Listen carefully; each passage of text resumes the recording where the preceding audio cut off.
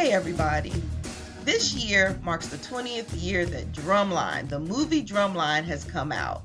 But did you know that Drumline was not the first movie about HBCU bands? Yep, that's right. There was a movie called Pay the Price that came out a few years before Drumline was released. And the person who created that movie, who wrote it, who directed it, was a man named Darryl Lassiter. Darryl marched for Alabama State's Mighty Marching Hornets. I've known him a long time. In fact, when Pay the Price came out, I interviewed him for my site, The Fifth Quarter. He has had a long and storied career in the media industry.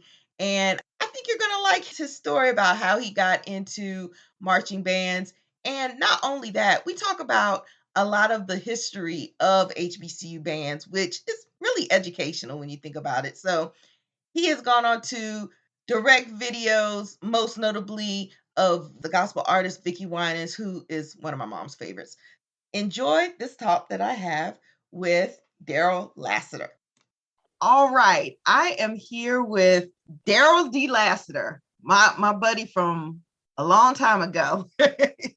So Darryl he works in the media industry, and the way that we met was that he did a movie. He produced a movie called Pay the Price, which was based on his experience marching for Alabama State. So he's one of the Mighty Marching Hornets. And yeah, I'm really glad to have you here today, Darryl. I tell you, Christy, I thought about something either yesterday or this morning.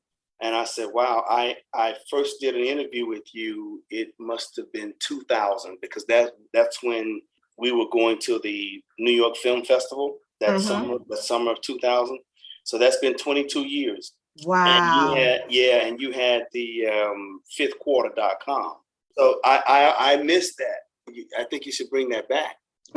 Well, thank you. I've heard that before, but right now I'm doing this podcast thing because it allows me to, get to talk to people on a close basis just to find out their stories, because that's really what I'm into. I'm into learning people's stories, especially, if they marched in the HBCU band. So okay. I'm really glad that you're doing this though, because I feel like you're kind of a hard man to find or get in touch with. Sometimes, yeah. Yeah. Sometimes, but I do respond to all your text messages. Yes, you do. Yes, you do. Yep. All right. So, that's good enough for me. So we'll get right into it. So Darryl, why don't you start off by talking about first of all, where's your hometown? I'm in Atlanta. I've been here 35 years now. Okay. And were you born and raised in Atlanta? I was born in Birmingham, Alabama. Okay. So did you, and I know that you are a trumpet player and a proud trumpet player. So was that the first instrument you learned? And if so, how old were you? Yes, it is the first instrument I learned. I was 11 years old when I first started. Yeah, 6th grade. Okay. So what got you interested in music? Like, what made you want to pick up the trumpet to begin with? Did you grow up in a musical family? Well, those are two different things. What made me get in the band is not what introduced me to music. What introduced me to music was I had young parents, and they played music every day, every way. And so I just can go all the way back to being like 4 or 5 and watching my mom take records to people's houses. And back then, people would get into these arguments of whose record this belongs to. And so my mother took a marker and she started writing DDL, which are my initials, and my brother and my initials on her records. And I used to take those records and read them. And I'd read everything so I knew like Atlantic Records was on Broadway. I knew Motown was in Detroit. I was always reading records and playing them on the record player. So I pretended to be a DJ when I was 5 years old. And so at that time, we were living in New York City, and my mom and dad were always going to the Apollo Theater to see the James Browns, Jackie Wilsons, the Motown artists, and all that stuff. So I grew up loving music from that standpoint, and then came the Jackson 5. So that really pushed me into being a real music lover. What made me want to be in the band was in the 3rd grade watching The Electric Company. That was the first episode of The Electric Company. We saw it, the very first one. Mm-hmm. And I saw a piece in there where they had the Ohio State University Marching Band, and they spelled Ohio in cursive, and the tuba player went around and dotted the I. That just blew me away. And so in the third grade, I said, I want to be in a college marching band. It was never about just playing a trumpet. It was more so to get to a college band.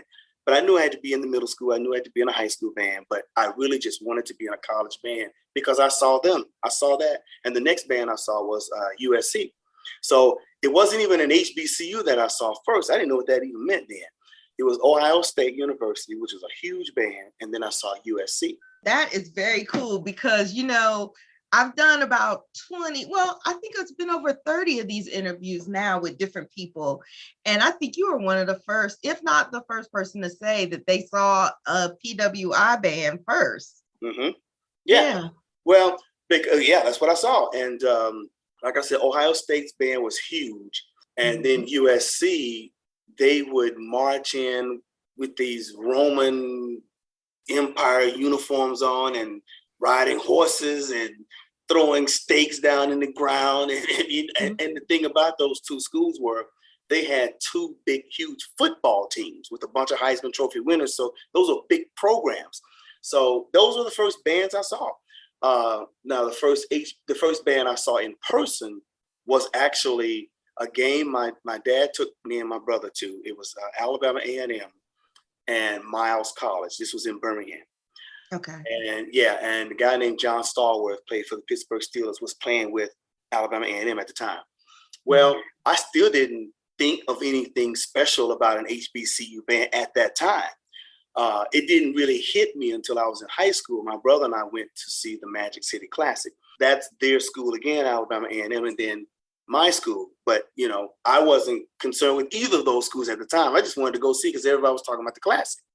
Well, I saw those bands. My brother and I went and sat on the A&M side because I preferred the maroon and white color over the black and gold color.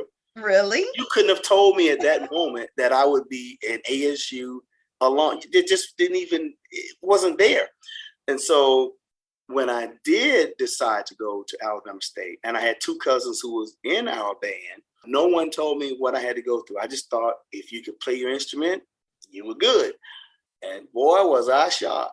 But okay, let's pause right there for a second. I'm gonna tease them a bit. So, all right, so let's go back to so you know, you're in middle school, and I know that you said that you have musical parents that influenced you and all that good stuff. Right. But so what made you want to pick trumpet? Because my mom ultimately decided that or suggested that. All I knew I wanted to play was a tuba because I saw a guy in the band playing a tuba, walking down the street, playing the Alka-Seltzer Plop Plop Fizz Fizz or whatever relief it is song he was playing on his tuba. Mm-hmm. And girls were just following him down the street. I said, oh my God, that is so cool. I want to do that. But then the school didn't have any more tubas. So I told my mom I wanted to be in the band, called her at her job. I first said I wanted to play drums. She said that was going to get on her nerves, be too loud. So the drums are out.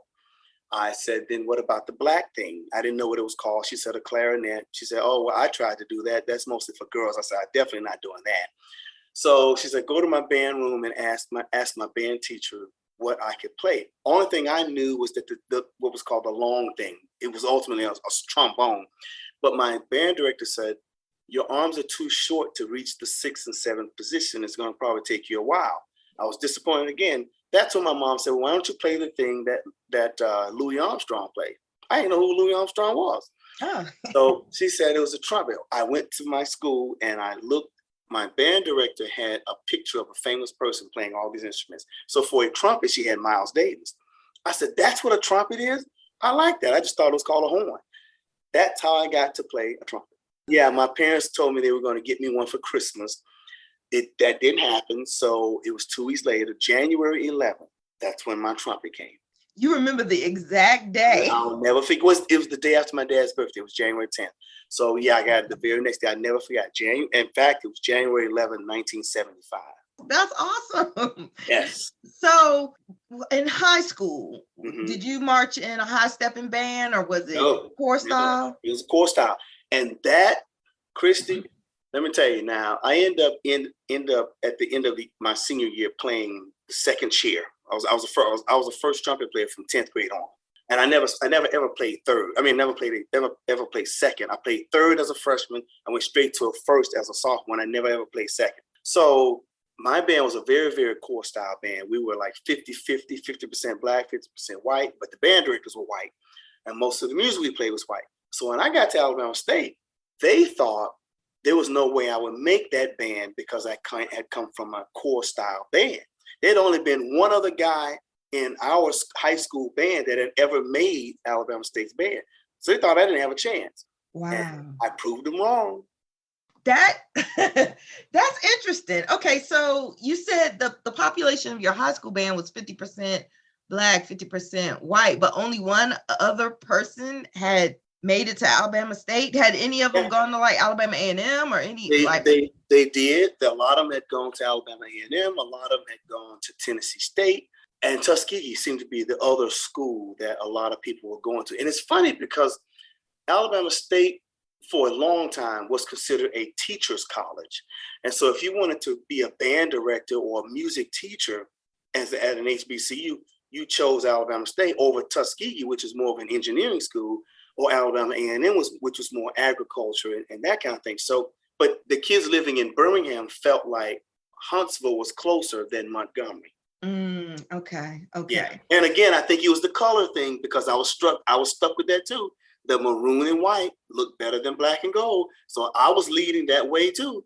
So you were leading that way. So what made you switch? What made you choose? Well, listen, I had no idea of what it took to be in to get in a college. I actually thought, because I had I knew people who had gone on to the NFL. And so I thought a scout would just show up and send you to a school like they do in sports. So I my whole senior year, I'm waiting for the scout to come up and find me. When I was a freshman and a sophomore in high school, a lot of the white guys were telling us they were going to Alabama, they were going to Auburn. And I thought they were going because scouts were coming to get them. I didn't know they were applying. Mm-hmm. So late into my senior year, like around Christmas, everybody was coming back saying, I got a letter. I didn't know what that meant. Ultimately, I went to my counselor, who was an ASU alum. She said, I can get you into my school. And that's how it happened. She showed me what to do. And I wrote a letter. I hand wrote it because I didn't know how to type. We didn't have typewriters and computers. So I hand wrote a letter and got accepted. And then my mom sat there for hours and helped me get grants and money to go. And the friend I'm telling you about who was from my high school, who went to Alabama State, that's who I rode to school with. His name was Ricardo Davis. He played trumpet as well. That's how I got to Alabama State. That is crazy. But I love it though. I love it because, I work, I'm not a guidance counselor, but I do career advising. Mm-hmm. And it's, you can't underestimate the influence that people in those positions have. I mean, that person just basically helped you choose your school. She changed my life. And I was under the gun because we had just come back from Christmas. It's the first week of January. And by then, it's almost late to be applying for school. Today, you can press a button and apply for 60 scholarships. Well, I didn't know anybody who was getting scholarships those ways. So yeah, she told me, she gave me my school address. And to this day, that was 1981. It was January of 1981. Do you know I can still tell you the address? 915 South Jackson Street, Montgomery, Alabama, 36195. I still know that. So did you know what you wanted to major in when you were in school, or did you think you wanted to major in a certain thing? Now, see, that goes back to the electric company again, because that was my reason for being in a marching band. Well, that's also the reason what made me want to major in communication. That was my major.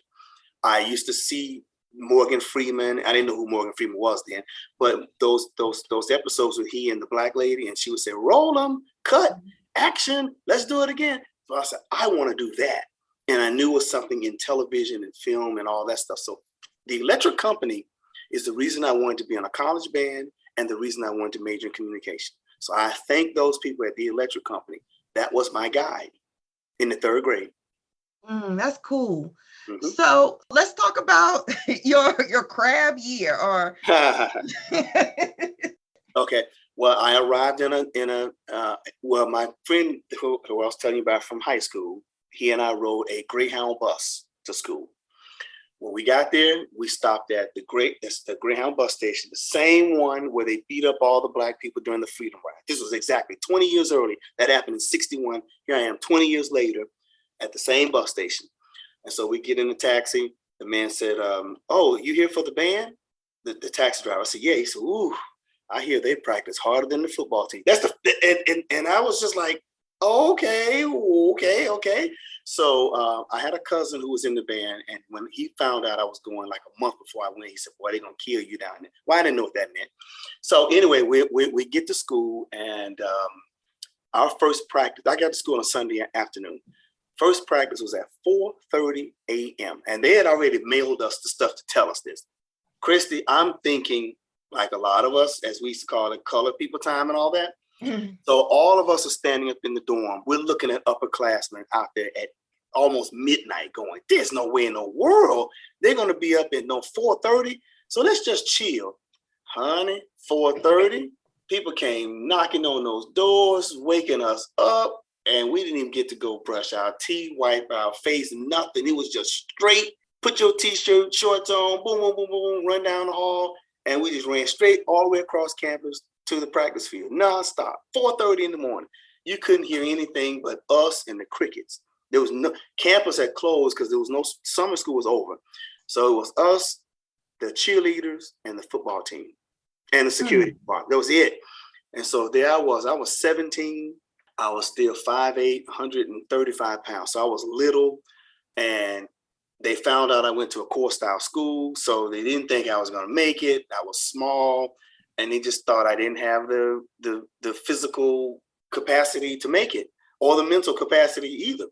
But that first day was a monster. Our last practice, we got back in the dorm at almost midnight. From 4:30 in the morning to midnight, I think we had 2 water breaks in the whole day. We saw 200 people quit on the first, not just the first day, but the first practice. They made us run around the track twice in combat boots. Before we eat breakfast, before the sun even came up, we're running, we're singing songs, we're doing push-ups and jumping jacks and all this stuff. And I just saw people just run straight out the gate. And it was terrifying to 17-year-olds who just left their parents hours ago. And that was our introduction to college. I have so many thoughts about this. Well, first off, it's like you're reenacting Pay the Price. Because I remember those scenes in the movies that you're talking about. And ironically, a lot of your experience was similar to mine. Now, I would tell you, I was not out there from 4:30 to midnight, but I was out there from 5 to 10-ish, 5 a.m. to 10 p.m.-ish. We had water breaks, not a whole bunch of water breaks, but more than 2. But there weren't a lot of water breaks, and just practicing all day. We definitely used combat boots. I don't know if they still do that now, but I remember having to go to my mom took me to the Army Navy surplus store and got me the combat boots. And I did that on my own. Oh, you did? I walked to the surplus store and bought those combat boots and then military shoes to march in the game with. So yeah, I know what you're talking about. Yeah. And I remember I tried to get ready. So, I marched in a core style band too. And I tried to get ready by running around my neighborhood in the combat boots. So I tried to do that before my first camp, but it's still, you can do whatever, but it's not going to fully prepare you for what that band camp is like, that first one. Nothing does. Nothing does. I didn't put my boots on at all until we got there. But I was always jogging. I was always playing football and baseball and basketball in the summer and in the projects we lived in. I had a job cleaning up a restaurant, and I used to jog up there. So I was always trying to stay in shape. I thought that was all you needed. Well, nothing can prepare you for running in those boots and 95-degree temperature. There's no shade. We were out there on that field. Somebody screaming at you, stand up straight, hold your head up, stop blinking your eyes, hold your head up high. This is attention, all that stuff that you do. So I forget, you were at North Carolina A&T, right? Mm-hmm. Okay. We never marched against them. Were they in the MEAC when you were there? Yes, they were. I've never seen North Carolina A&T's band. I never have. I saw Okay. Howard twice. I have a niece in Howard's band right now. But we just didn't play those schools like Morgan State and Virginia Union and all. My experiences were Alabama, Tennessee, Florida, Mississippi, Louisiana, and Texas, and Arkansas. Those, because we were in the SWAC, the Southwestern Athletic Conference. So those were the schools we played. When I played Florida, we marched against Florida A&M. It was in Atlanta for the Freedom Bowl. And then we finally met with a South Carolina school, South Carolina State. All of us were in that Freedom Bowl. We marched against Grambling in Atlanta. So we stayed more south and southwest. But yeah, we called it pre-drill. We didn't call it summer band camp. Pre-drill was 2 weeks. The first week was just us, the freshmen, they called us crabs. So it was just us, section leaders, and drum majors. Then that second week, all the upperclassmen came back. That's when if you thought you were terrorized that first week, when the fools came, Mm-hmm. That's what especially those who had just crabbed the year before, they call them neophytes, or they were out for blood. They ran us, they got us in shape, they whipped us in shape. And when I mean a couple of water breaks, that's what it was. Now we had a guy that was making Gatorade with some kind of powder and water in a big old barrel like a trash can. Mm-hmm. And we would go do that maybe once or twice too. But there weren't many breaks. You had your breakfast, your lunch, and dinner. And then when you weren't doing full band practice, you had what's called sections. So it would just be my section, and we would practice in the band room, us, but the trombones would be behind the library. The drummers would be on the dining hall steps. I don't know where the saxophone, I don't know where any of those other people were, but because that's all that's on campus, you can hear us practicing. So you can hear the tubas blasting off the library wall or the trombone blasting off the dorm steps or whatever. You can hear that around campus because there's nobody there but us. But I tell you, I never played harder or longer than I did in my first 3 weeks of the marching band. And I think my best year ever was my freshman year. I was in the best shape of my life. I had more stamina. Now I became a much more mature player 2 and 3 years down the road, my 4th year in the band. But I think I could never be what I was at 18. That was the apex.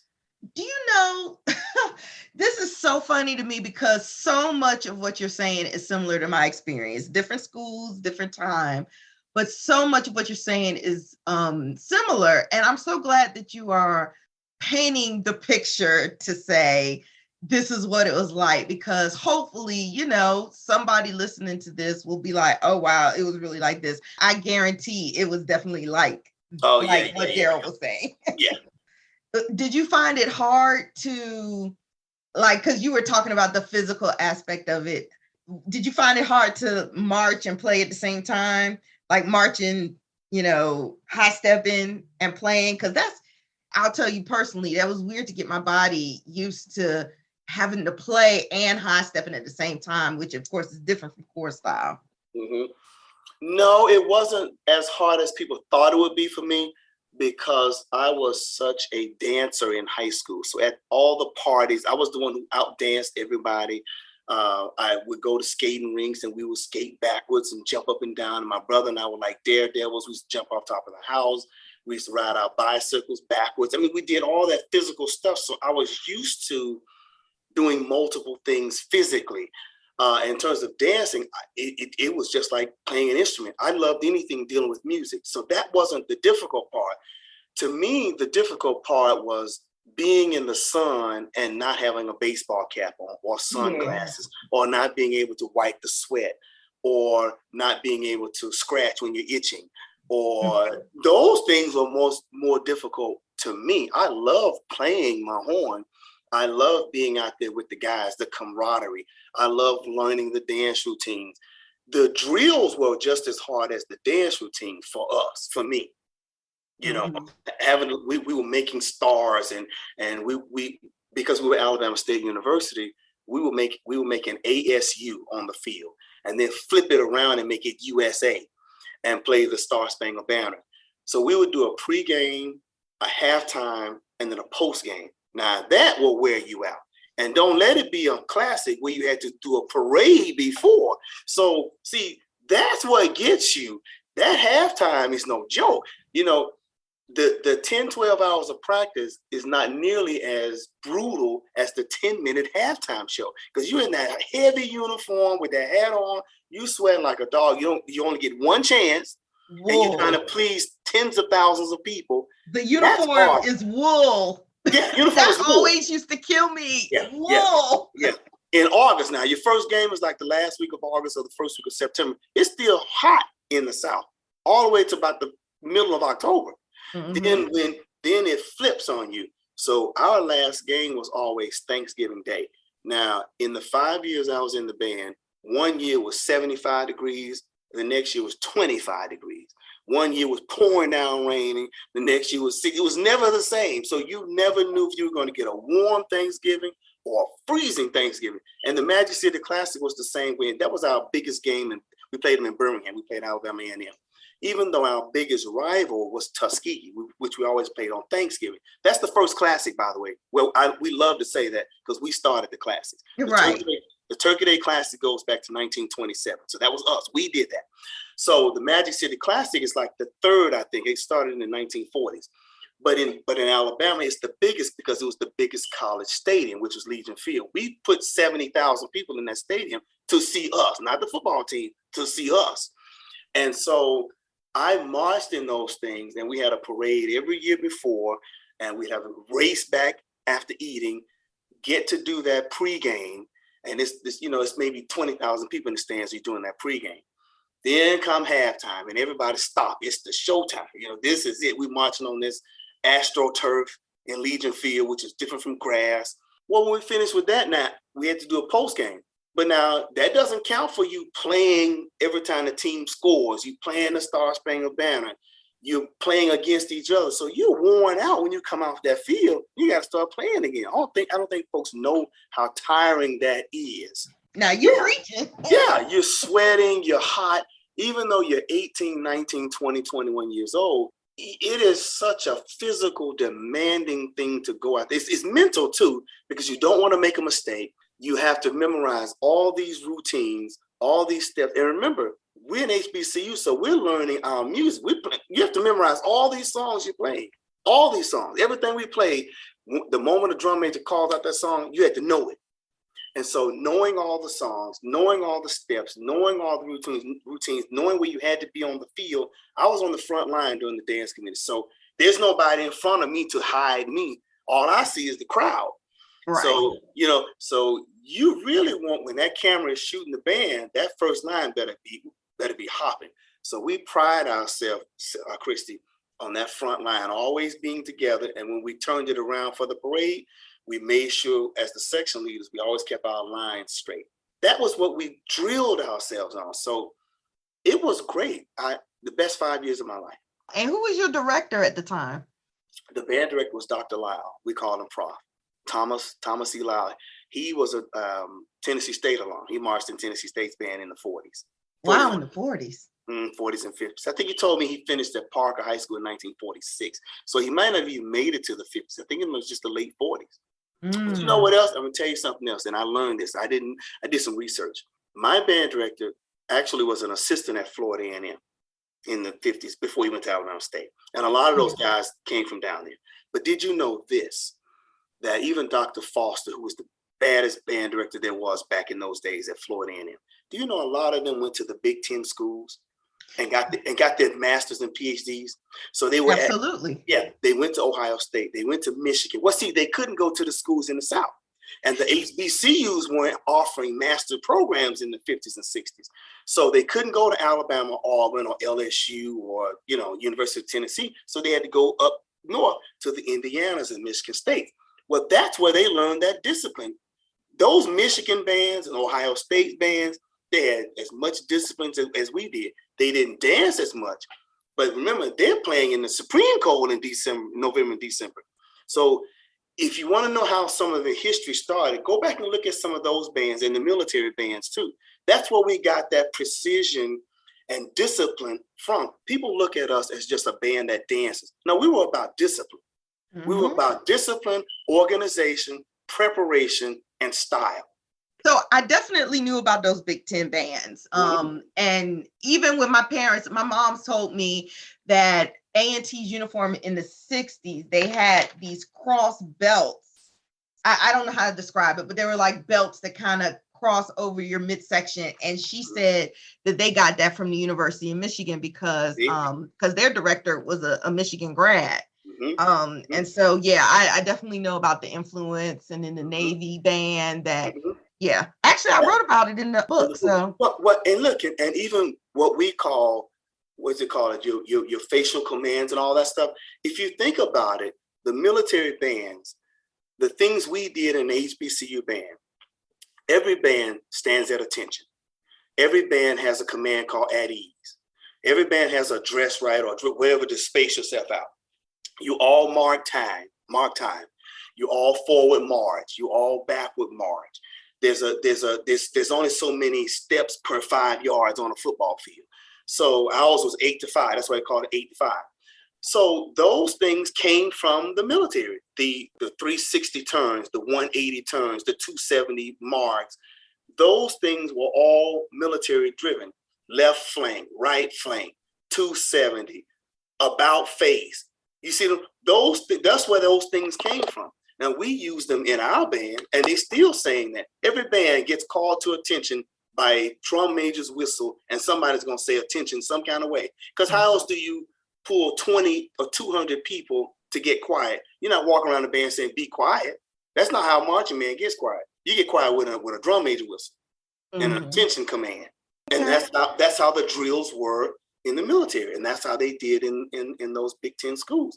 But now what the Big Ten schools don't have that the HBCUs do have is that people go to our games mostly to see us, whereas in the Big Ten it is about football, and people go get water and drinks at halftime. Well, in HBCU, people come out the concession stand at halftime and stop in their tracks. Oh, you know what? I have a funny story. So I think it was my freshman or sophomore year. A&T played Western Carolina. Yeah, Western Carolina. And so like, oh, it's so interesting how folks that aren't exposed to HBCU bands, how they'll treat you in a good way. So I was using the restroom. I came out the restroom and was washing my hands. And this mother and her daughter was like 5 or 6 years old, came up to me while I was washing my hands, because of course I was in uniform, and said, "This is the best band I've ever seen in my life. Y'all are awesome. You all are incredible." Oh, listen, I know what that's like. Every year we played a non-HBCU school. And so we played Jacksonville State University. They came to Montgomery with 350 people in their band. That's the biggest band we had ever seen. They stood over there on the other side. They were just playing so soft. We were just like, come on, y'all have to have more power than that. And all of a sudden they cranked that thing up and sounded like a tornado over there. But we saw them, and they were just in awe of us because they had already heard about the Black College Marching Bands, and they wanted to see us. And we saw them. They were just like, "Oh, you guys, high step. You guys practice. We practice like 2 hours a day. You practice all day. How do you get to do that?" And they were just blown away. Now they were sitting there reading their music. They didn't learn any of that stuff. They just did a couple of routines and watched us. They were just in awe of us. Now, I've only been in awe of one HBCU band. That was only because I saw them after they performed against us. But we were never scared of any band. But I tell you, when we played Southern University, Baton Rouge, they came to our campus, and that's the only band I would concede halftime performance. I think we were as good or better than anybody else. Southern was a juggernaut. And so, I don't know if you ever saw them back in the day. They were something else. And we went to Daytona Beach to march against Bethune-Cookman my junior year. Bethune-Cookman, we just thought was a joke. Okay. 10, 15 years later, I saw them here in Atlanta, and I said, what happened? That band was ridiculously great. And I said, they elevated. I give you credit where it's due. They elevated, and they were right there with Florida A&M. We went up against Grambling. I was always a dream of mine in high school. because I saw them on commercials. You know, Grambling had a movie about their football team. So Grambling was always marketed differently than everybody else. Then in Florida A&M was right behind them. So those were the two schools I measured myself up against. And I could play as good as any of those guys. When we would sit there, I took my trumpet section. We played with Grambling's trumpet section. I was like, we're better than any of them. I didn't feel second to any of those guys except Southern. I don't think Southern can outplay us. Their band just had more style and creativity. They were just a little more pizzazz to their halftime show. But now we've run folks off the field too. We had Jackson State wanting to fight us twice down at their school, Jackson State. I mean, it was crazy. Tennessee State, we had a fight. Then we had to stop playing them. That's how crazy it was at Tennessee State. Alabama A&M, that was always your rival. So it wasn't just the marching band. It was the basketball. It was baseball. It could be anything. Alabama A&M was just always our Alabama Auburn, you know. So in Tuskegee, we had many fights with them too. It was all in love, but it was always in competition, you know. Okay, so let's fast forward a bit. So I'm assuming you continued your communications major, and that's what you graduated with, correct? I did, correct. Okay. So let's talk about Pay the Price, because, you know, people, oh gosh, I wish I could just educate folks and let them know, hey, look, Drumline was not the first HBCU band movie now. Nope. Well, tell me about that process. That story was so crazy. Yeah, I did my movie 3 years before they did. They ended up using the same bands I used, some of the same cast members, same music, some of the same actors.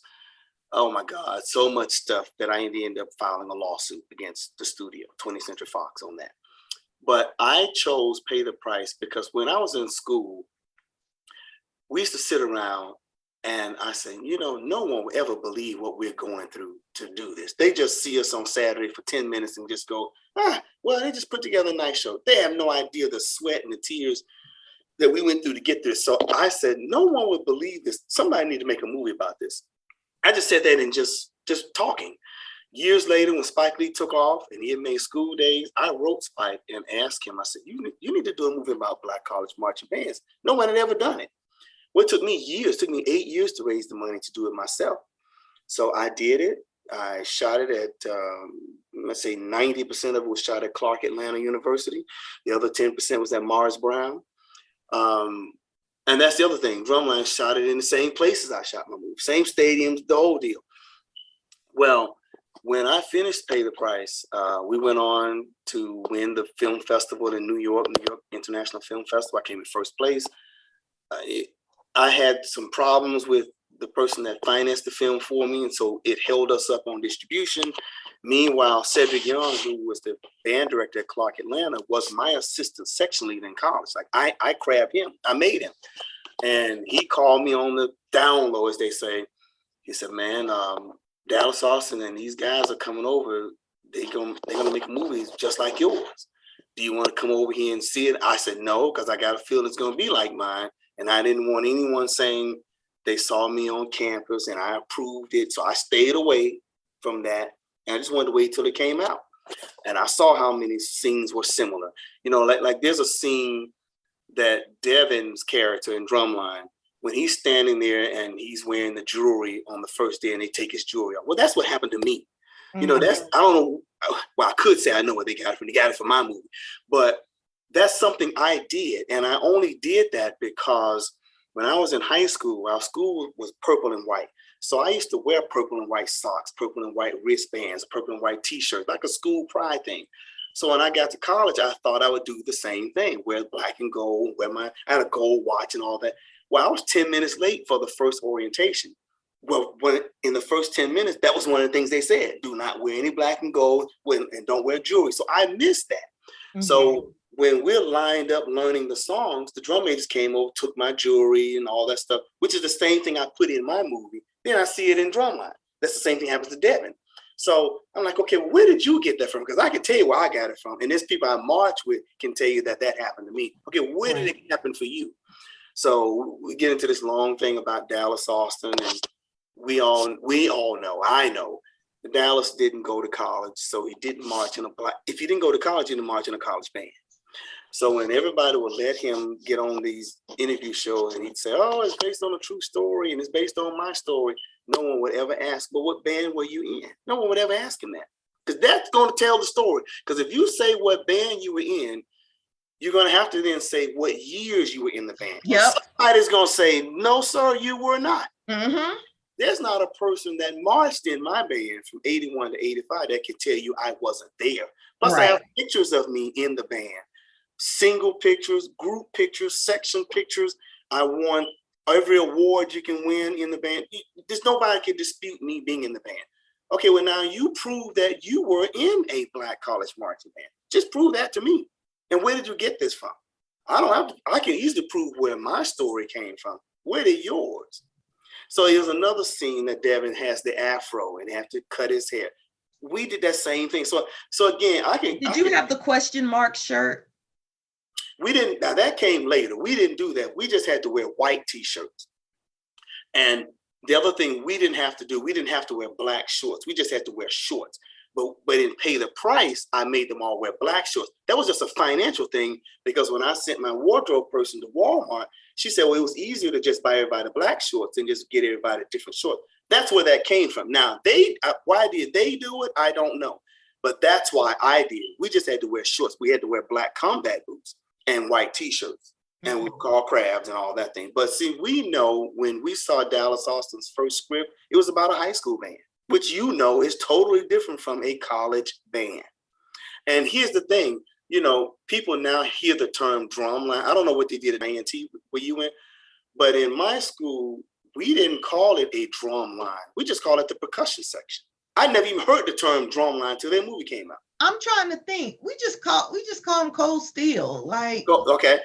Yeah, I'm thinking it's just cold steel. And ours was the percussion section. And I've talked to people who went to Grambling, Tennessee State, Florida A&M, just many schools. Did you all call your percussion section the drum line?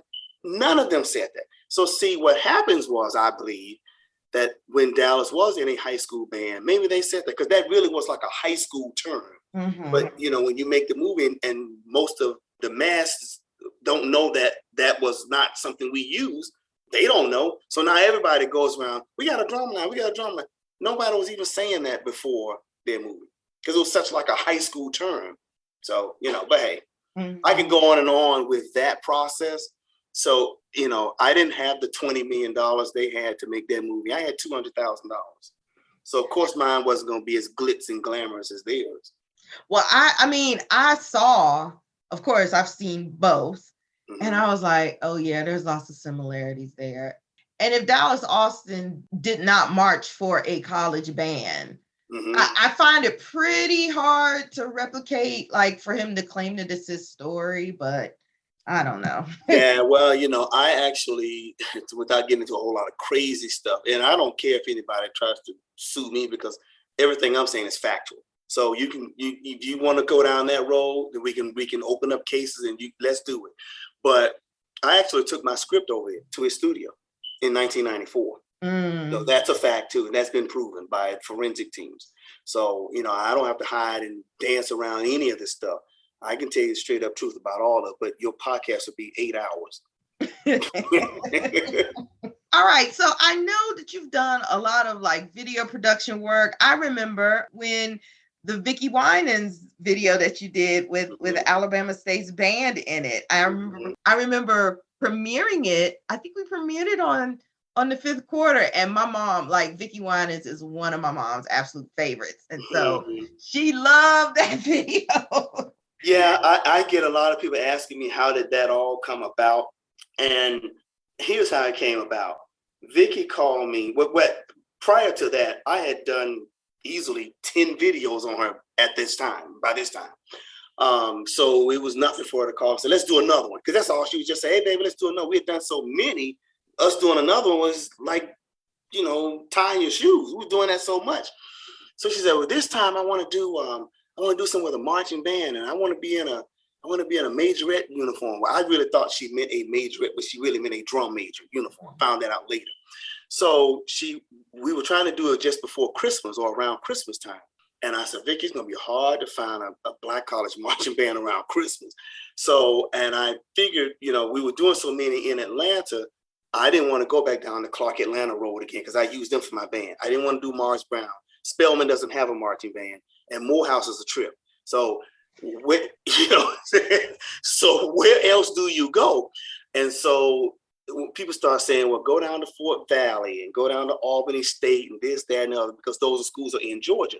But it takes me just as long to drive to Albany State as it does to Montgomery. So I said, well, I might as well go with my own school. I have a better shot and a quicker turnaround calling my band director, not my band director, he had retired, but I could call that band director who knew me, and he was personal. I can call him at home. That's much faster than waiting for a school to come back and you got to send a memo, get it approved through the school board. All I did was call my band director. He said, okay, fine. Send me the song, we'll work out something. That was much easier than going through a Clark and a Morris Brown, which that's a whole lot of stuff you have to deal with. So I called down there. They said, yeah, let's do it. We shot that in the first week of January, coming out of the Christmas break is when we did that video. So it was cold out there. So when you see those girls dancing out there in their stingette uniform, we call them our girls stingettes, that's January. But again, that's how they had just performed in November and it was cold too. They're used to that. So it was sunny, but it was freezing cold out there. So that's how we ended up doing it. That car you see in there, that Rolls Royce, that was Vickie's own. That was her personal car. She had it shipped in. I saw the guy driving in from North Carolina on some kind of towing thing or whatever. But that was really her car. We shot it on the same field that I practiced on, which is called Hornet Stadium. That's where I saw people quitting on that first day. That's the same field we shot the video on. Well, that's full circle. Full circle, exactly. So what are you up to now? What's going on with you now? I'm still working in media. I'm still writing scripts. I'm still writing music. I'm not playing as much as I used to, but one day I will. Will I ever be what I was at 18, 19, 20? No. I could be good as I was then for 10 minutes, but back then I can do it for 10 hours.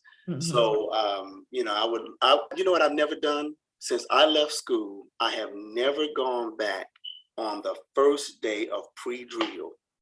And every year I keep saying, I'm going to go back. I've been saying this since 1986. Okay, so what's stopping you? Because it's July. So well, okay, the first few years out of school, I was working at a radio station. And I couldn't leave because I was the morning show guy. So I couldn't go. Then I became the manager. And then when I went to TV, I was another manager again. And it was always hard to get off in August and go do that. So 2 years ago, I said, finally, I'm going to do it. But then that was COVID. Then last year, I was going to go. And I think my son had a football practice or something. I had to go to that. So I'm trying my best this year. I want to be, I'm talking about the 4:30 practice. That's what I'm talking about. The very first Monday morning, 4:30 practice. I've only done that the 5 years I was in the band. I've always wanted to go back.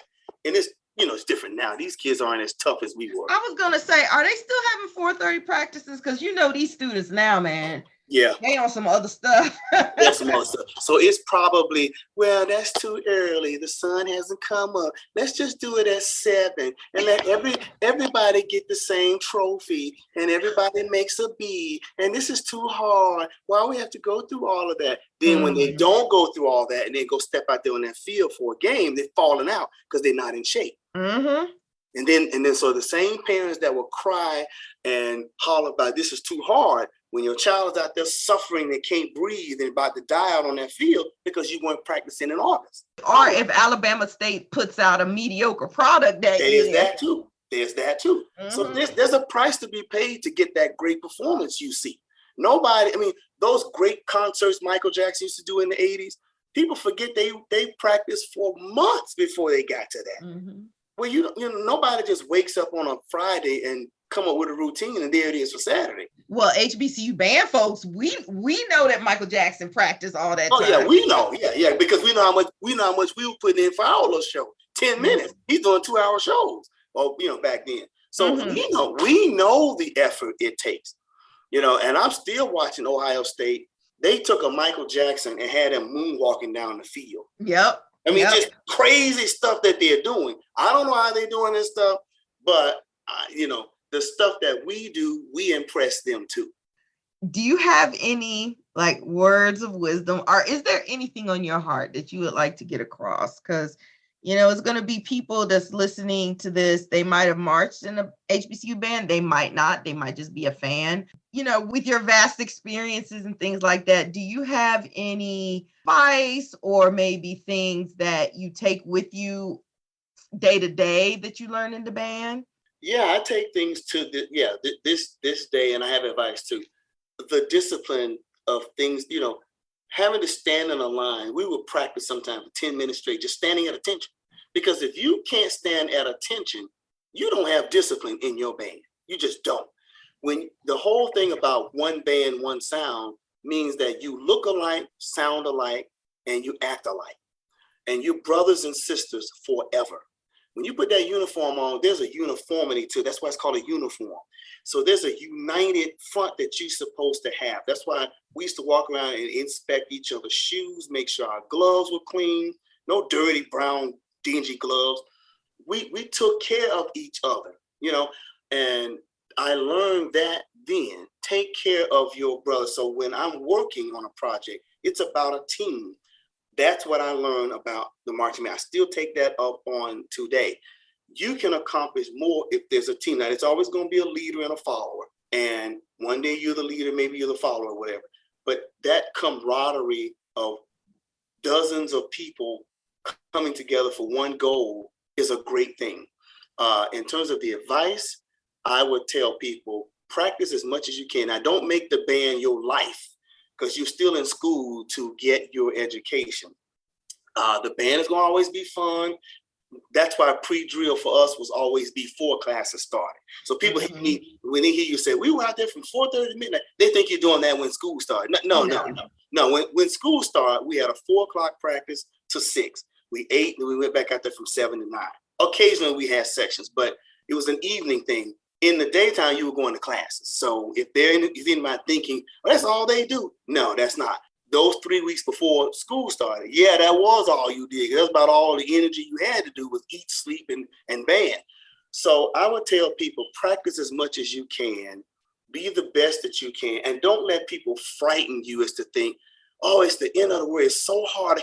There's thousands, tens of thousands of people who've done it. So that's why I didn't get so scared and quit. When I got in the band and saw those 100 and some upperclassmen, first thing I said was all of them did it. What makes them so better than me that I can't do it too? So I wouldn't let anyone scare me as to talk about the exercises and all. The exercise is for you to get in shape. It's not so much to punish you. It's for you to get in shape, because you're going to need to have some stamina going out there doing that halftime show. I also tell people who always ask me this is like the most annoying thing I hear, Christy. People will ask me, were you in the band? And I would always say the band, as if it was one band. I was in all the bands. I was in the jazz band. I was in the symphonic band. What do you mean the band? They think marching band is the only thing you do. Well, that was from August to November, December. What about January through May? Well, I tell people all the time, I was like, yep, I was in the marching band in the fall and symphonic band in the spring. There you go. So that were you in the band thing, we had more than one band. But folks don't see it that way.